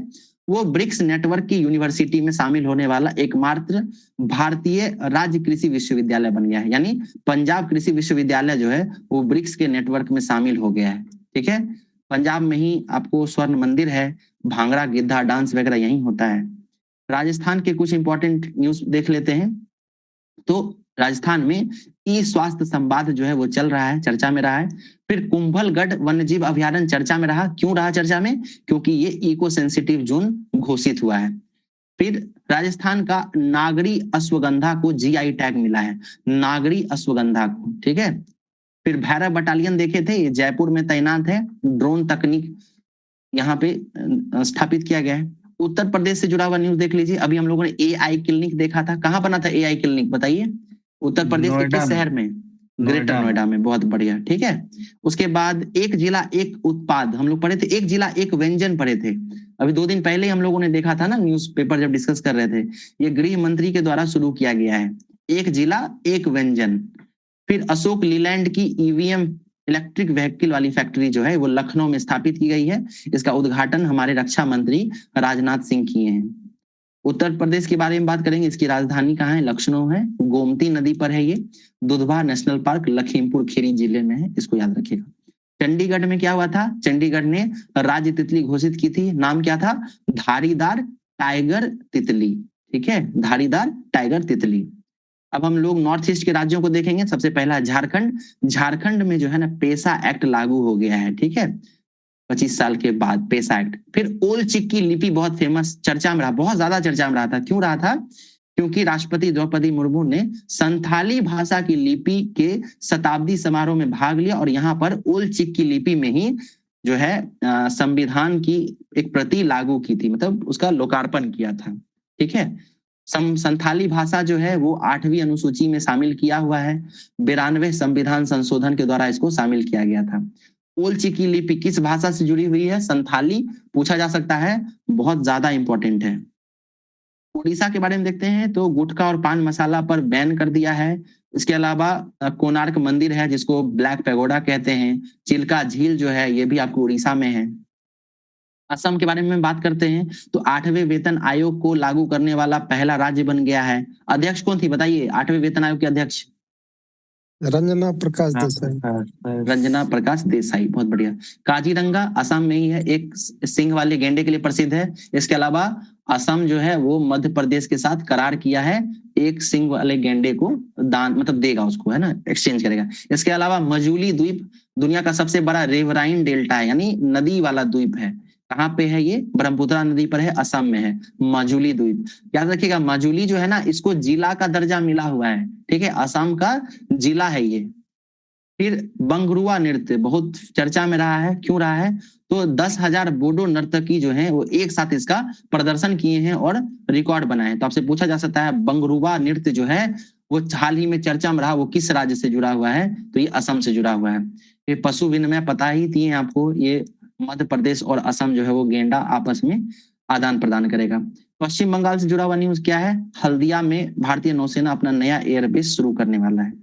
सिक्किम क्यों चर्चा में रहा है? तो क्योंकि सिक्किम को आपदा प्रबंधन का पुरस्कार मिला है संस्थागत श्रेणी में। ठीक है, सुभाष चंद्र बोस आपदा प्रबंधन पुरस्कार मिला है। इसके अलावा सिक्किम के ही पुलिस विभाग को जो है राष्ट्रपति का प्रेसिडेंट कलर पुरस्कार मिला है। ठीक है, और ऐसा ये पाने वाला 15वां राज्य है। कंचनजंगा भारत की सबसे ऊंची चोटी है। ठीक है, पहले नंबर पर K2 आता है, फिर दूसरे नंबर पर कंचनजंगा और तीसरे नंबर पर नंदा देवी। ठीक है, तो पूर्णतः जो है नंदा देवी भारत में है, K2 वर्तमान POK में है और कंचनजंगा जो है वो भारत, नेपाल और चीन है ना इसके बॉर्डर पे है। अब हम लोग मध्य और पश्चिम राज्यों को देखेंगे तो मध्य प्रदेश को देख लेते हैं। सबसे पहले मध्य प्रदेश ने कृषि वर्ष घोषित किया है 2026 को। इसके अलावा रातापानी टाइगर रिजर्व का नाम बदलकर श्री विष्णु श्रीधर वाकनकर टाइगर रिजर्व कर दिया है। बताइए तो ये कौन थे? वाकनकर जी कौन थे? ये किस चीज का खोज किए थे? भीमबेटका का खोज किए थे ना भीमबेटका ये। का, बहुत अच्छा। महाराष्ट्र न्यूज में रहा है, वहां पे साझा शक्ति अभ्यास शुरू हुआ है। साझा शक्ति अभ्यास क्या है? इसमें सेना और नागरिक प्रशासन के बीच जो है तालमेल बैठाने के लिए संयुक्त अभ्यास किया गया है। सर्वश्रेष्ठ झांकी महाराष्ट्र को ही मिला है। गणपति महोत्सव जो है वो अपने झांकी में दर्शाए थे। इसके अलावा लोनार झील आपको पता होगा ये कहाँ पे है, महाराष्ट्र में ही है। बना कैसे है लोनार झील, तो उल्का पिंड के गिरने से बना है। इसकी खासियत ये है कि इसका जो पानी है ना उसका कलर जो है चेंज होता है, ठीक, गुलाबी ठीक है, बिल्कुल गुलाबी हो जाता है। गुजरात का न्यूज देखते हैं तो नमो लक्ष्मी योजना शुरू किया गया था महिलाओं किशोरियों के लिए। फिर गिर नेशनल पार्क कहाँ है, गुजरात में ही है, एशियाई शेरों के लिए बहुत फेमस है और एकमात्र निवास स्थान है ये। दक्षिण के राज्यों की बात करेंगे तो केरल का आरलम वन्य जीव अभ्यारण्य चर्चा में रहा है। ये देश का पहला तितली अभ्यारण्य है। इसके अलावा केरल ने राज्य सूक्ष्म जीव घोषित किया है, नाम क्या है, बैसिलस सबटिलिस, और ये पहला भारत का राज्य है जो इस राज्य सूक्ष्म जीव घोषित किया है। इसके अलावा प्रधानमंत्री स्वनिधि क्रेडिट कार्ड लॉन्च करने वाला भी केरल पहला राज्य है। साइलेंट वैली नेशनल पार्क कहाँ है, silent valley national park Kerala में, ठीक है जी। कर्नाटक क्यों चर्चा में रहा है, क्योंकि खेलो इंडिया बीच गेम्स जो हुआ है 2026 का, उसके पदक तालिका में शीर्ष पर कर्नाटक रहा है। इसका आयोजन कहाँ हुआ था, दादर नगर हवेली दमन और दीव में हुआ है, ठीक है। दादर नगर हवेली कौन सर, मणिपुर वो 2025 में था भाई, 2025 में था वो, ये नया वाला है, ठीक है। तमिलनाडु की बात करेंगे तो डीप टेक पॉलिसी लागू करने वाला भारत का पहला राज्य है। आंध्र प्रदेश मिस्टी योजना के तहत कार्यशाला शुरू किया था। ग्रीन अमोनिया, दुनिया का सबसे बड़ा ग्रीन अमोनिया प्रोजेक्ट काकीनाडा में शुरू किया गया है, ठीक है। अगला देखिए तेलंगाना क्यों चर्चा में रहा है, तो वहां पे सरक्का सरलम्मा जात्रा, ये एक मेला है जिसको हम लोग मेतराम जात्रा के नाम से भी जानते हैं, उसका आयोजन हो रहा है। ये कुंभ मेले के बाद दुनिया का दूसरा सबसे बड़ा मेला है, ठीक है। तो तेलंगाना भी आप लोग याद रखेंगे। खेल समाचार के बारे में देख लेते हैं तो पहला है T20 विश्व कप। इस बार ये भारत और श्रीलंका में इसका आयोजन हो रहा है, ठीक है। अब वर्तमान में क्या हुआ है कि बांग्लादेश के खिलाड़ी थे मुस्तफिजुर रहमान, उनको IPL खेलने से बैन कर दिया गया था। अब इसके विरोध में बांग्लादेश ने क्या बोला, बांग्लादेश बोला कि मेरा जितना भी मैच है वो भारत में नहीं कराओ, मेरा सारा मैच श्रीलंका में कराओ। लेकिन क्या हो गया कि इतने कम टाइम पीरियड में, क्योंकि सारे मैचेस के जो इतने भी लिस्टिंग थे कहाँ पे कराया जाएगा वो सब प्रिपेयर हो चुका था, ठीक है। तो कम समय बचने के कारण जो है ICC ने बोला कि हम आपका लास्ट टाइम में, लास्ट मिनट में ये चेंज नहीं कर सकते वेन्यू, है ना, आपको भारत में ही खेलना होगा। तो इस कारण से बांग्लादेश जो है बोला कि हम अब वर्ल्ड कप में शामिल ही नहीं होंगे। तो ICC ने क्या किया, बांग्लादेश को हटा दिया है ग्रुप सी से और बांग्लादेश की जगह स्कॉटलैंड को शामिल कर लिया है। तो आपसे पूछा जा सकता है एग्जाम में कि बांग्लादेश को हटाकर किसको शामिल किया गया था, तो स्कॉटलैंड को शामिल किया गया था। टेनिस ग्रैंड स्लैम पता होगा, नोवाक जोकोविच 400 ग्रैंड स्लैम जीतने वाले पहले खिलाड़ी हैं। ऑस्ट्रेलियन ओपन में ये जीते थे। आज हो गया सर, ऑस्ट्रेलियन ओपन का फाइनल भी हो गया, वो कार्लोस अल्काराज जीते हैं, बिल्कुल, है ना, उसको भी हम लोग देखेंगे कल के न्यूज में, ठीक है। तो यहाँ तक जो है ना जितने भी करंट अफेयर्स थे वो सब मैंने आपको डिस्कस करा दिया है। अब यहाँ पे जो हम लोग न्यूज़पेपर में कवर करते थे उसको स्पीड में देखेंगे। पहला न्यूज क्या था, मिलिट्री क्वांटम मिशन, याद कीजिए। CDS थे जनरल अनिल चौहान, उन्होंने इसका शुरुआत किया था रक्षा के क्षेत्र में क्वांटम प्रौद्योगिकी को बढ़ावा देने के लिए। दूसरा था समोजी इलियाकी विरुधु, ठीक है, ये क्या था, तो ये तमिलनाडु के द्वारा एक साहित्य सम्मान शुरू किया गया था। निजी सैटेलाइट यूनिट कहाँ लगाया था, गुजरात के सानंद में। ये भारत की पहली निजी इंटीग्रेटेड सैटेलाइट मैन्युफैक्चरिंग यूनिट है, ठीक है, याद रखिएगा। निजी सैटेलाइट यूनिट कहाँ लगाया जा रहा है, तो गुजरात के सानंद में। फिर इंडिया AI प्री समिट कहाँ हो रहा था, IIT पटना में, ठीक है, IIT पटना में इंडिया AI प्री समिट हो रहा था। यूनाइटेड स्टेट्स अमेरिका जो है वो WHO से बाहर आ गया था। इसके अलावा 66 अन्य संगठनों से भी बाहर आने की बात चल रही है। आंध्र प्रदेश ने अपने राज्य में 16 वर्ष से कम आयु के बच्चों पर सोशल मीडिया पर प्रतिबंध लगाने की बात चला रहा है, वहां कानून लाया जा सकता है। फिल्म सीनर्स के बारे में हम लोग बात किए थे। फिल्म सीनर जो है उसको ऑस्कर्स अवार्ड में 16 अलग अलग श्रेणियों में नॉमिनेट किया गया है, तो इसके लिए जो है ये इतिहास रच दिया है। फिल्म सीनर्स आप लोग याद रखिएगा। फिर PM विश्वकर्मा हाट के बारे में देखे थे, ये दिल्ली के जो था ना INA, है ना, वहां पे इसको लगाया गया है, PM विश्वकर्मा हाट। एपीकॉन इंडिया ये पढ़े थे, बिहार से जुड़ा हुआ था। भारत के जितने भी फिजिशियन डॉक्टर्स थे उनका ये वार्षिक सम्मेलन था, तो इस बार ये पटना में आयोजित किया जा रहा है। फिर ग्रेन एटीएम, ये नया न्यूज है, मैं बता देता हूं आपको कि बिहार जो है वो चौथा ऐसा राज्य बनने वाला है जो अपने राज्य में ग्रेन एटीएम से अनाज का वितरण करेगा। यहाँ अभी डीलर्स के द्वारा दिया जाता है, तो धीरे धीरे जैसे अभी तो पायलट प्रोजेक्ट में शुरू हो रहा है, धीरे धीरे अगर ये सही काम करता है तो आप पाएंगे कि कुछ दिनों में अलग अलग राज्यों में, अलग अलग जिलों में, अलग अलग गाँवों में, पंचायतों में ग्रेन एटीएम स्थापित किया जाएगा और अब एटीएम से ही जो है अनाज का वितरण होगा। ठीक है, चौथा राज्य है बिहार जो ये ग्रेन एटीएम लगाने जा रहा है। बागवानी महोत्सव, ठीक है, बिहार के पटना में गांधी मैदान में बागवानी महोत्सव होगा 6 से 8 फरवरी के मध्य। इसमें फल फूल सब्जी इन सब का प्रदर्शन किया जाएगा। फिर बिहार का कैबिनेट जो है वो सेमीकंडक्टर पॉलिसी है ना, इसको मंजूरी दे दिया है। ठीक है, तो बिहार में जल्द ही आपको सेमीकंडक्टर निर्माण के लिए आपको अलग अलग संयंत्र देखने के लिए मिल सकता है। अगला न्यूज है अजीत पवार, इनका निधन हो गया था। ये डिप्टी चीफ मिनिस्टर थे महाराष्ट्र के। अब इनके स्थान पर इनकी पत्नी है सुनेत्रा पवार, इनको डिप्टी चीफ मिनिस्टर बनाया गया है। मार्क टेली, ये बीबीसी के पत्रकार थे जिनका निधन हो गया, बहुत ही फेमस थे ये। कर्नाटक राज्यपाल विवाद, मैंने आपको बताया था कि कर्नाटक के जो राज्यपाल हैं थावरचंद गहलोत, वो राज्य विधानमंडल के संयुक्त सत्र को संबोधित करने से मना कर दिए थे, जिसके बाद जो है विवाद की स्थिति उत्पन्न हो गई थी। तो आपसे पूछा जा सकता है कि किस राज्य में इस तरह का विवाद उत्पन्न हुआ है। ठीक है, तो याद रखिएगा कर्नाटक में। अगला न्यूज देख लीजिए, ग्लोबल फायर पावर इंडेक्स। ठीक है, तो ग्लोबल फायर पावर इंडेक्स जो है सिपरी के द्वारा चालू लाया जाता है हर साल, और भारत इस साल भी चौथे स्थान पर है। पहले नंबर पर यूएसए है, दूसरे नंबर पर रसिया है, तीसरे नंबर पर चीन है, चौथे नंबर पर भारत है। जसपे के बारे में पढ़े थे, ये 2026 में भारत का पहला यूनिकॉर्न बन गया है। ठीक है, जसपे भारत का पहला यूनिकॉर्न बना है 2026 में। फिर मासिक चक्र को मौलिक अधिकार घोषित किया गया है ना, मेंस्ट्रुअल साइकिल को संविधान के अनुच्छेद 21 के तहत जो है फंडामेंटल राइट्स सुप्रीम कोर्ट ने घोषित किया है। फिर हम लोगों ने पढ़ा था भारतीय अंतरिक्ष स्टेशन का पहला मॉड्यूल लॉन्च किया गया था जिसका नाम है BAS-01। ठीक है, फिर एक रिपोर्ट आई थी, भारत में इंटरनेट यूजर्स की संख्या बढ़कर 95.8 करोड़ हो गई है। ज्यादा यूजर्स गांव के हैं कि शहर के, बताइए।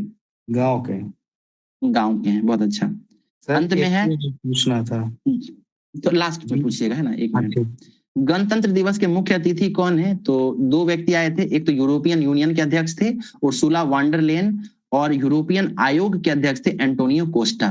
तो ये गणतंत्र दिवस के मुख्य अतिथि हैं। गणतंत्र दिवस परेड में महाराष्ट्र जो है उसको सर्वश्रेष्ठ झांकी का राज्य श्रेणी में अवार्ड मिला है, और मंत्रालय श्रेणी में संस्कृति मंत्रालय को मिला है। भारत जो है ईरान के पक्ष में वोटिंग किया था। हम बताए थे आपको कि ईरान के खिलाफ जो है कुछ पश्चिमी देशों ने यूनाइटेड नेशंस का जो ह्यूमन राइट्स कमीशन है उसमें, उसके विरोध में एक प्रस्ताव पारित किया था, लेकिन भारत जो है वो ईरान के पक्ष में वोट किया था। ठीक है, भारत ने चीन और पाकिस्तान जैसे देशों के साथ ईरान के पक्ष में वोट किया है। दूसरा है भारत अरब लीग विदेश मंत्री सम्मेलन। तो अभी जो है वर्तमान में भारत और अरब लीग के जो विदेश मंत्री हैं उनका सम्मेलन भारत में हो रहा है। ठीक है, अरब लीग में कितने देश शामिल हैं बताइए, संख्या कितनी है? 22 देश शामिल है। बहुत अच्छा, ये दूसरा सम्मेलन है। पहला सम्मेलन 2016 में हुआ था, अब फिर 2026 में हो रहा है। फिर हम लोगों ने देखा था उपभोक्ता मूल्य सूचकांक, CPI का आधार वर्ष बदलने वाला है, 2012 से बदलकर 2024 हो जाएगा। ठीक है, उपभोक्ता मूल्य सूचकांक का आधार वर्ष 2012 से बदलकर 2024 हो जाएगा। फिर हम लोगों ने एक दिन इस्लामिक नेटो के बारे में चर्चा किया था। इस्लामिक नेटो क्या है? तो नेटो अभी वर्तमान में डोनाल्ड ट्रंप, आपको पता होगा कि जब से वो बोले हैं कि ग्रीनलैंड पे कब्जा करेंगे, तो नेटो के सदस्य देशों के बीच जो है ना विवाद की स्थिति उत्पन्न हो गई थी। ठीक है, तो अब क्या हुआ है कि कुछ इस्लामिक देश जो है ना आपस में गठबंधन बना रहे हैं। तो कुछ लोग जो है कह रहे हैं कि नया दौर शुरू हो रहा है जिसमें इस्लामिक नेटो बनने की संभावना है। ठीक है, इस्लामिक नेटो यही है, हम लोगों ने क्लास में बहुत डिटेल में डिस्कस कर लिया था। ठीक है, डिटेल में अगर आपको देखना हो तो आप हमारा क्लास वीडियो देख सकते हैं। फिर UGC चर्चा में रहा है, एक कानून लाया गया था जिसके बारे में क्लास में बहुत डिटेल में डिस्कस भी किया गया था, तो जिसके कारण जो है समाज के विभिन्न वर्गों के बीच मतभेद उत्पन्न हो गया है। सुप्रीम कोर्ट इस पे स्टे लगा दिया है, जब अगला जजमेंट आएगा तो हम लोग उस पर चर्चा करेंगे। ठीक है, तो ये जनवरी के जितने भी महत्वपूर्ण करंट अफेयर्स थे, चाहे वो न्यूज़पेपर में थे, इसके अलावा किसी भी मैगजीन में आए होंगे, इसके अलावा किसी भी कोचिंग के वीडियो में आपको मिलेगा, सब कुछ यहाँ पे डाल दिया गया है। एक भी पॉइंट स्किप नहीं किया गया। लगभग 1 से 150 सवाल था और हम लोग जो है 1 घंटा 15 मिनट में ये सब कवर कर चुके हैं। ठीक है, तो आज का क्लास यहीं पर खत्म होता है। सर ये बताइए, ग्रेन एटीएम जो है वो कौन सा राज्य सबसे पहले शुरू किया था?